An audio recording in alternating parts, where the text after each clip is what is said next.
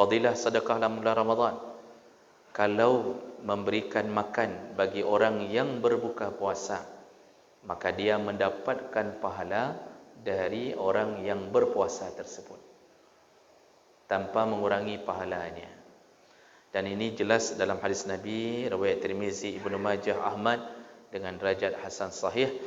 Rasulullah berkata dari Zaid bin Khalid, kata Rasulullah, man fattara sa'iman, barang siapa yang memberi makan orang berbuka puasa, kana lahu misla ajrih, maka Allah berikan pahala untuk orang yang memberi makan itu semisal dengan orang yang berbuka tadi. Ya. Ghaira annahu la yunqasu min ajrihi syai', tanpa mengurangi pahala orang yang berbuka puasa tadi. Sederhana, Pak. Dan walaupun tidak masuk akal, tapi masuk akal. Kita kasih kurma ke masjid. Okay, berapa kotak kita kasih? Kurma sukari, kita kasih 2 kotak. Yang buka puasa di masjid 100 lebih atau 200 orang. Hari itu kurma kita dikeluarkan, diberikan di setiap piring, ditaruh di atas setiap piring. Ya. Siapapun yang berbuka puasa dengan kurma yang kita beri, kalau seandainya 200 orang tadi duduk makan berbuka puasa dengan kurma yang kita beri, hari itu catatan pahala kita melambung, yaitu pahala 200 orang berpuasa. Jadi seluruh pahala puasa dia diambil tanpa mengurangi pahala dia. Itu menunjukkan kuasa Allah. Kalau kita kan kalau berbagi pasti berkurang. Ni kuih kita potong, kamu sedikit, saya sedikit. Berarti berkurang punya kita. Itu manusia. Karena manusia tidak ada kekuasaan, tidak kaya. Tapi Allah kalau mau bagi bukan dipotong, tapi dikopi. Jadi pahala orang buka puasa yang dengan makanan yang kita beri, itu dikopi Allah, dipaste ke kita tanpa mengurangi pahala dia, sempurna. Jadi hari itu kita dapat pahala 200 orang berpuasa. Mau dapat besok lagi? Kasih lagi. Jadi jangan fikir besok bisa dapat lagi dengan kurma cuma 1 kotak. Itu kurma 1 kotak itu dah habis di hari ke-15 kemarin. Mau dapat lagi, kasih lagi. Kalau bisa setiap hari kasih makanan orang berbuka. Tidak mesti kurma, apapun. Yang dihitung adalah niat. Masalah tidak dimakan, itu bukan urusan kita. Jadi jangan lirik-lirik ke piring. Jadi begitu sudah disusun, jangan lirik-lirik. Sampai bilang ke panitia, geser dulu yang bororong tu kageser ile. Kapeduk kurma long ile. Risolnya jangan begitu. Tidak, Pak. Innamal a'malu binniat. Catatan pahala dimulai dari niat. Walaupun ketika sudah makan semuanya, tersisa kurma kita, jangan sedih, karena kita sudah dicatatkan pahala, yaitu niat memberi makan orang berbuka. Jadi jemaah melakukan Allah, dahsyatnya pahala. Cuma kenapa orang tidak mau melakukannya? Kenapa orang lebih cenderung menjadi orang yang konsumtif, ya, memakan daripada suka untuk dimakan? Maksudnya dimakan yang dia beri. Kenapa itu terjadi? Karena kita ini tidak melihat pahala langsung, jadi kita kurang semangat. Kita ini sukanya yang langsung-langsung. Makanya Allah menyindir kita dengan mengatakan, kalla bal tuhibbunal ajilah wa tazarunal akhirah. Kata Allah, sungguh-sungguhlah engkau ini suka yang ajilah, suka yang instan-instan. Ya, kita sukanya yang nampak di depan. Padung gaji, berapa gaji? Itu yang kita suka.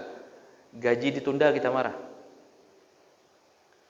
Wa tazarunal akhirah, kata Allah, lalu engkau meninggalkan akhirat. Disebut akhirah karena semuanya diakhirkan.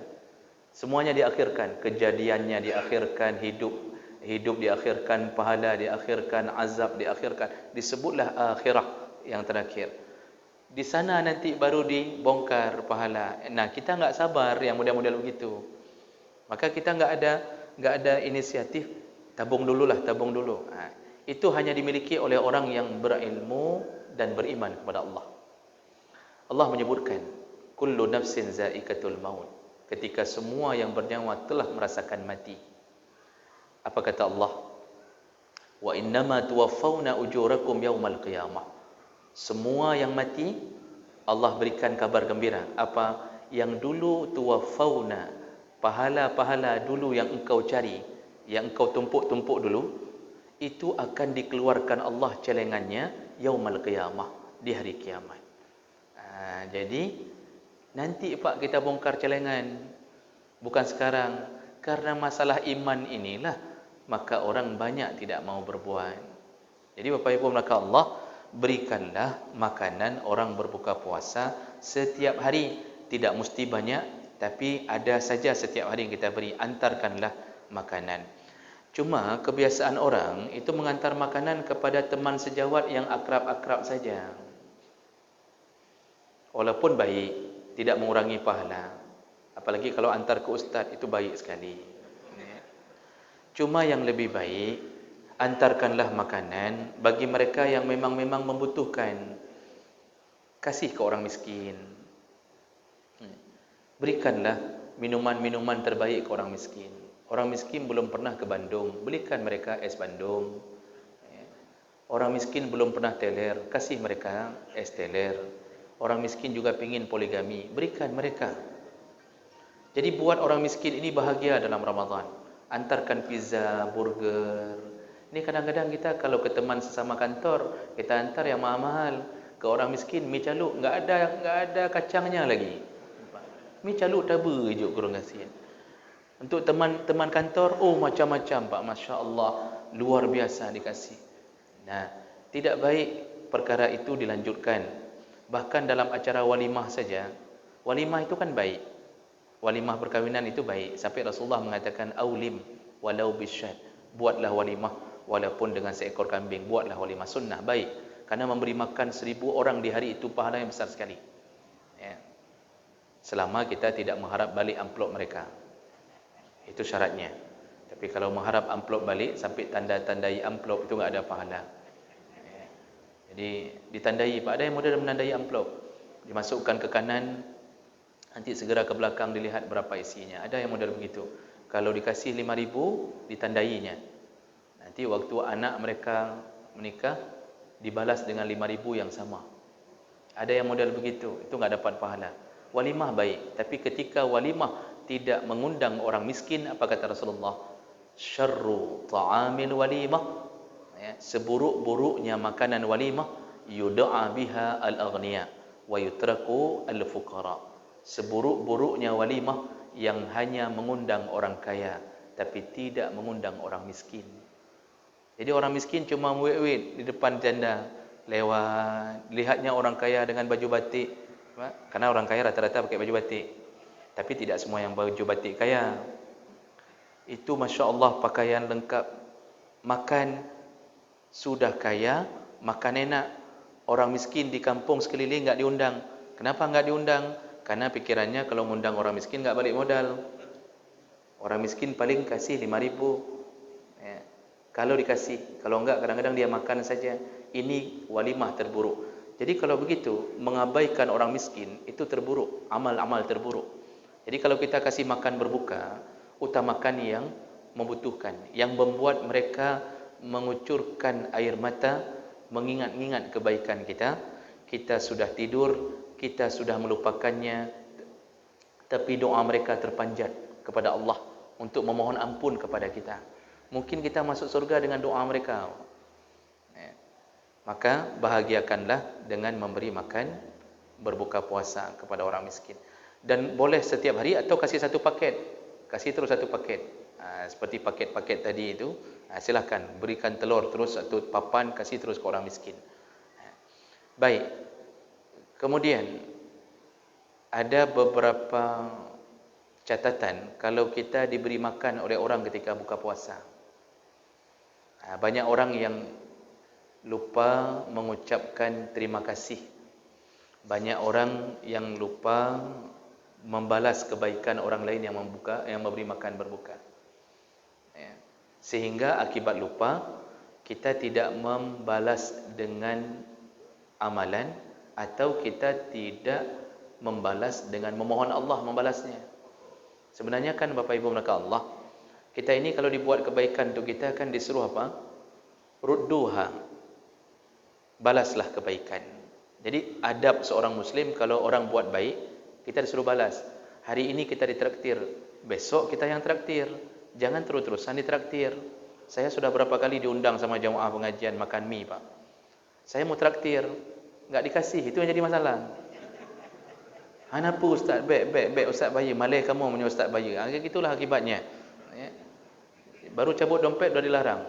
Memang saya berharap juga larangan itu. Jadi Bapak Ibu maka Allah Subhanahu Wa Taala, artinya orang yang beradab itu selalu membalas kebaikan orang. Bahkan Allah kemudian mengatakan fahayyu bi ahsan.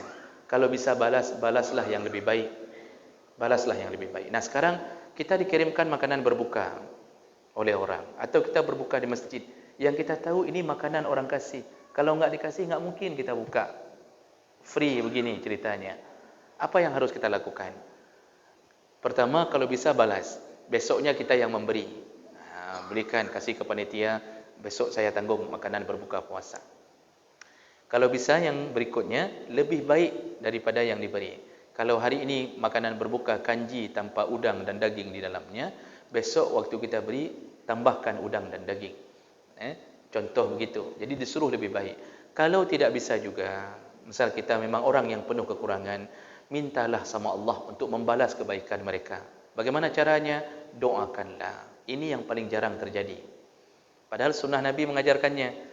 Dalam hadis yang pertama, hadis riwayat Muslim, Rasulullah sallallahu alaihi wasallam setiap selesai diberi makan oleh orang lain, diundang makan, lalu beliau mengangkat tangannya kepada Allah, dan beliau berkata, Allahumma at'im man at'amani wasqi man saqani. Ya Allah, balaslah makan atau berikanlah balasan makanan untuknya yang telah memberi makan untukku. Wasqi man saqani. Ya Allah, balaslah minuman yang dia beri dengan apa yang balaslah, berikanlah minum untuknya dengan apa yang telah dia beri minum untukku. Itu doa Nabi, Pak. Hadis riwayat Muslim. Jadi enggak bisa bahasa Arab, minta dengan mulut, ya Allah nabalah. Kami sudah makan makanan mereka, balaslah ya Allah. Kalau bisa hafal doa ini bagus. Allahumma at'im man at'amani wasqi man saqani. Itu doa Rasulullah ketika diberi makan. Nah, kemudian pernah Rasulullah sallallahu alaihi wasallam mendoakan khusus bagi orang yang memberi makanan berbuka puasa. Dalam hadis ketika beliau diundang oleh Sa'ad bin Ubadah, dalam hadis riwayat Abu Daud, Ibnu Majah dan Ahmad, Rasulullah setelah selesai makan lalu berdoa. Apa doanya? Aftara indakumus saimun. Nah, kata Rasulullah, orang-orang sudah berbuka puasa di tempat kalian. Wa akala ta'amukumul abrar, dan orang-orang telah memakan makanan kalian.